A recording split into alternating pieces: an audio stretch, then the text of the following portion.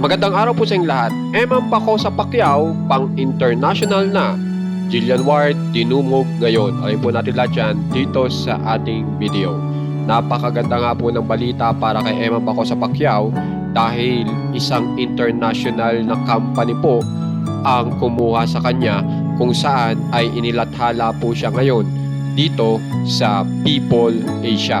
At ang nakalagay pa nga po dito na sinabi ni Eman Paco sa Pacquiao, I try to stay away from negativity, which can be challenging, but I enjoy every moment of my life because that is important. So kung mapapansin nyo, inilathala na po si Eman Paco sa Pacquiao dito po sa pang-international na magazine. Samantala, pagdating naman po dito kay Jillian Ward ay dinumog po si Jillian Ward ng mga cute na tuta. So panoorin po muna natin ang kanyang bagong upload kung saan po ay ang nilagay niya po ay happiness habang nakikipaglaro po siya sa mga tutang ito.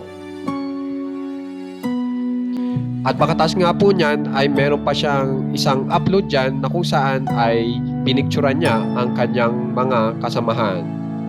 Kung gusto niyo pong ma-update sa mga famous celebs ng Pinas, subscribe na po kayo sa ating channel na Juan Katawa. Maraming salamat po.